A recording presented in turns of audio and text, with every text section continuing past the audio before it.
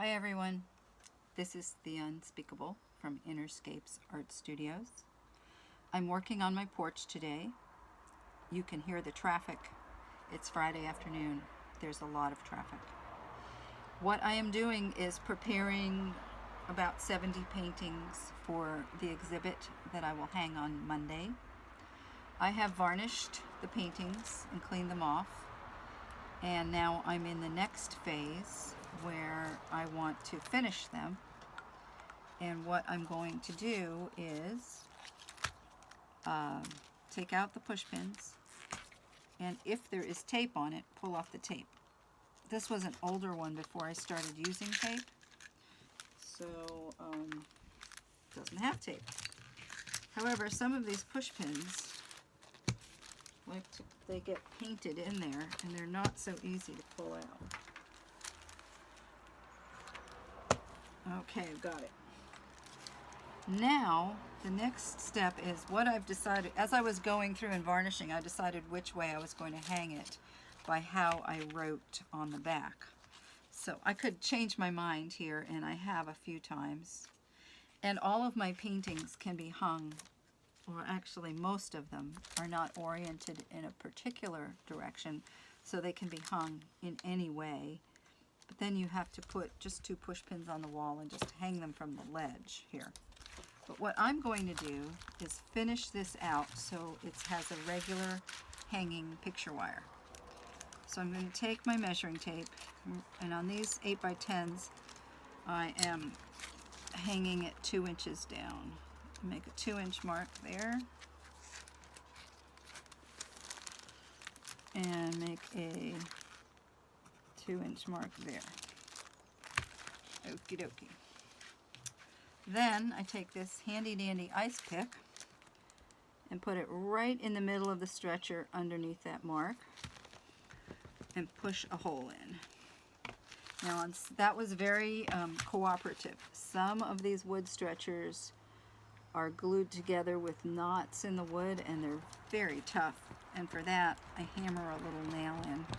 This one is easy. Thank you, thank you, thank you. Then I take 2 O-rings. These are 7/8 of an inch. Usually I'm using 1 inches, but this is an 8x10 canvas, so I'm using the 7/8 of an inch O-rings. And I use that little hole that I pushed in as a starter to screw in the O-ring.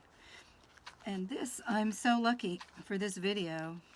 This wood is easy. Some wood I have to use pliers to get this in, or a nail to. I have a screw that I use as a, I don't know what it's called, but I use it to turn it like this because it's so hard on my fingers. And I finally broke down and got these gardening gloves. I've done about 30 of these, and my fingers are so sore this morning. And I don't like that because I use my hands in my healing work, and I don't want them to be calloused. There we go. So that one's in all the way. And then we'll put this one in.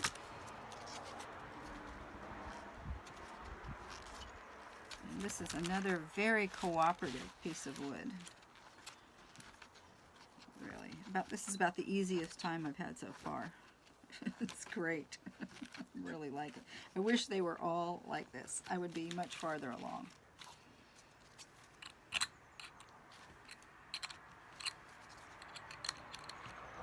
So someone told me not to do this, just to hang them from push pins on the ledges. But I thought it would be a little bit more finished and complete, and the energy sealed into the work. I know that's very new agey talk. But when I paint, I definitely add energy. They're the energy of the moment. The cofactors of the moment, I love that word, are in the painting, and this is kind of sealing it. This little light here is a hole in the roof that around this time of day makes a little arc across my table. Okay, so right now we've got the O-rings in. I have 3 sizes of wire. I have really nice wire here, fairly thick wire. And then this is a thinner wire that I got in bulk on Amazon. It's just picture hanging wire, but it's thinner. I like this in-between wire. I like it. This is too thick. This really hurts my hands, but I have a few 11 by 14s that are heavy with a heavier frame, and I'll use this.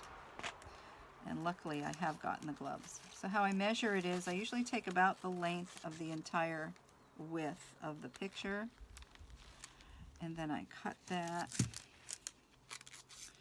with my wire cutters here.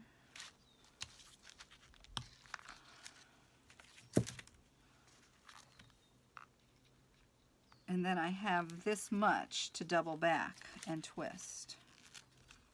See, this is very frayed. When it's untwisting and frayed, it makes it more difficult to twist. There. So I have about that much, and I check it out over here. It's about equal. Okay. So then I take some of this 3/16 tubing. I take about an inch of that, or 3/4 of an inch. As you can see, I eyeball everything. I don't measure things because I don't want to. I don't need to. That looks about the same. It's there. I have good eyeball for measurement sometimes. Sometimes, not always. Those we will set aside. Now I'm going to pull this tight here and make a tight loop there and pull from both sides. I'm not just wrapping one side around the other, but I'm wrapping both sides around each other. And that way you get a really nice, tight twist. And it's secure and not, it's not bumpy. It's pleasing. It's smooth. It's a smooth line. And sometimes it's a little bumpy. You can't get it perfect every single time, especially towards the end where it frays and the little wires split off. And this is where I so need the gloves, and probably by tomorrow this finger will have a hole in it for sure.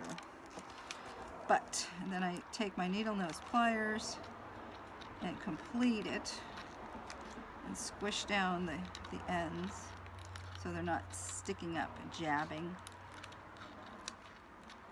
Then I take this little piece of tubing and put it on the end of the wire here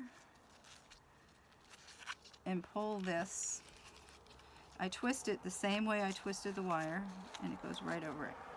So that protects anyone's fingers handling the painting. It protects the painting from unraveling. Now, this is the tricky part. You have to put the second one on now, and several times I've forgotten it after I've twisted it and made a really tight wire. So what I had to do was razor blade it and just cover the other side, but that's not quite as complete. So I try to remember to put both on at the same as after the first twist. Okay, so here's the second twist. Now you have to pull this one really tight because the wire will stretch over time. And this one you can't really do 2 pulls, so you have to kind of work it with your fingers just to get the very tight, and you can use the needle nose pliers. They're very handy for this. Get a very tight pull in here.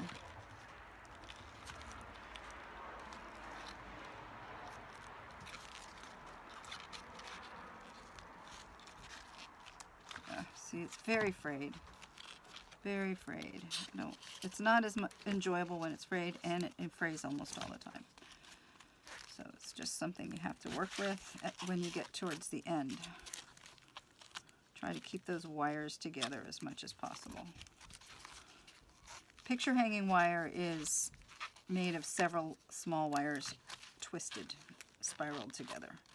And when wire cable is twisted, it's stronger. It has an elongation, elasticity, and a tensile strength. And ligaments and tendons are the exact same way. Actually, fascia is the same way in the body. So they're not straight lines, your muscles and ligaments and tendons. They're spirals. Twisted spirals of fibers for strength and elasticity. There you go. That's it. this one is now ready to hang vertically, and if someone wants to hang it horizontally, all I have to do is put 2 push pins in the wall and hang it from this ledge. And there you have it. That's how I finish my paintings.